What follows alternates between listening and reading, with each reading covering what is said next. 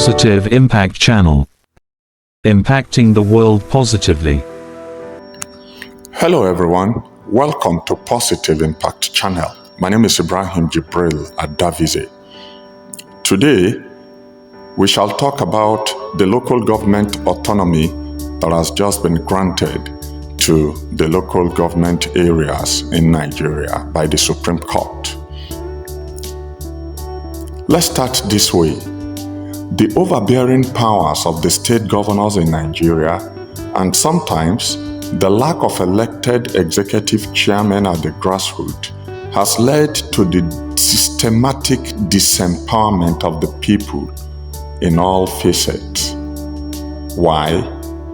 Because the public administration and grassroots development of the communities and towns under the local government is supposed to be implemented through the local government chairmen and ward councillors.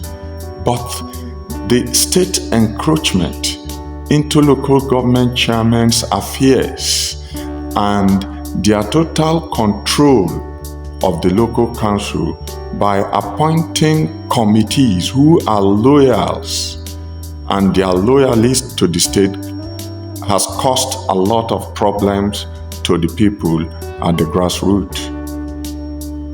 The autonomy verdict passed by the Supreme Court will help to strengthen the powers of the local government and make them focus on grassroots politics rather than being a stooge to the state. Thursday, 11th day of July 2024 will remain a remarkable day for all well-meaning Nigerians, as it has been declared that it is unconstitutional for the local government funds to be paid to or through the state governors, and granted the 774 local government areas full financial autonomy to be receiving funds directly from the Federation account. The autonomy verdict was delivered by Justice Ajim, who affirmed that the Attorney General of the Federation has the legal authority to initiate the lawsuit and uphold the Constitution. He said, "I hold that the plaintiff's request is hereby approved and all the reliefs sought are hereby granted." This was predicated by the objection raised by the 36 governors through the attorney generals of their respective states, challenging the fact that the Attorney General of the Federation has no right to institute this suit.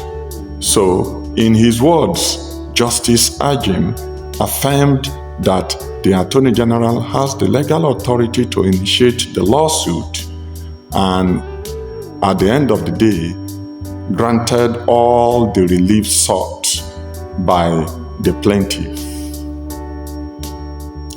Now that the autonomy has been granted, the next assignment for the Attorney General of the Federation is to initiate 3 systems and policies and make it workable. And Positive Impact Channel has highlighted what can make this financial autonomy beneficial to the grassroots. 1.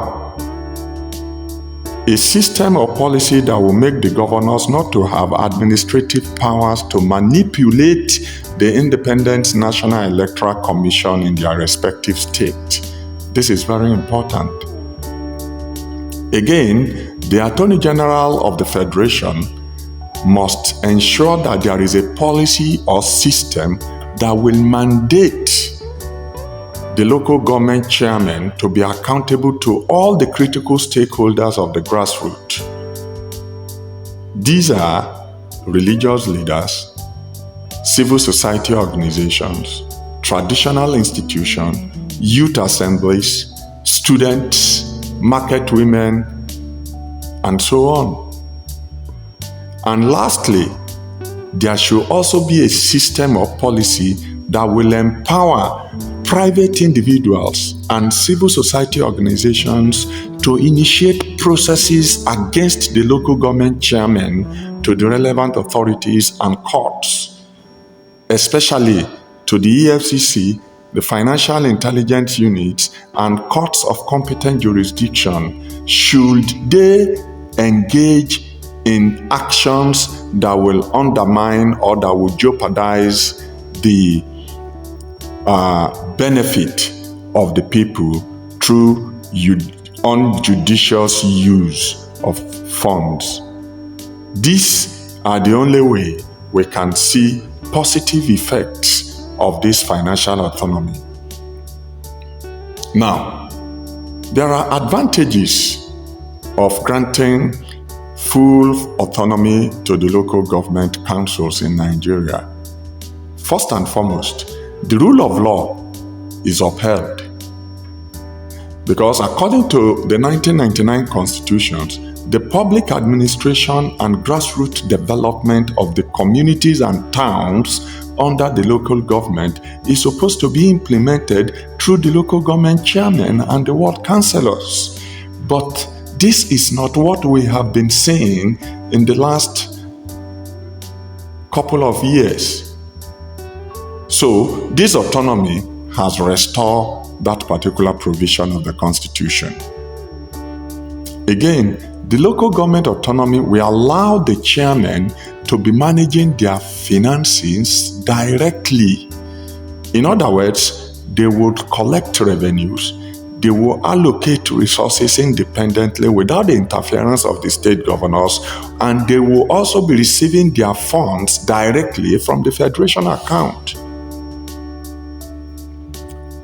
Another advantage is that the systematic disempowerment of the people at the grassroots in all facets will cease to exist any longer, because the state governors who over the years have been manipulating the rights of these people has been ripped off of such powers, and therefore they will no longer be able to appoint caretaker committees or transition chairmen at the local government level.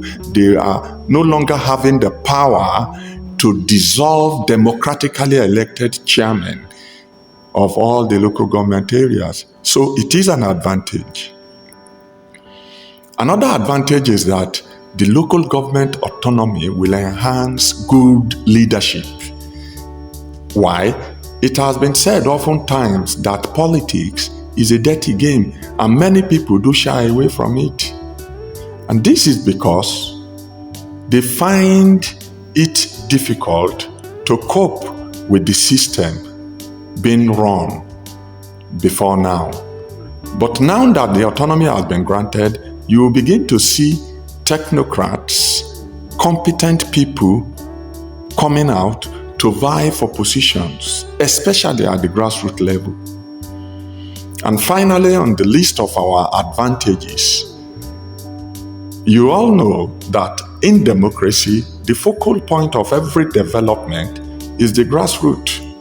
So, with adequate funds available to the local government councils, the chairman of the respective local government can initiate and fund projects that will have direct bearing to grassroots development. So, all this will ensure that the long-awaited development and dividends of democracy that we've been yearning for at the grassroots level materializes. This is Positive Impact Channel with Ibrahim Jibril at Davize.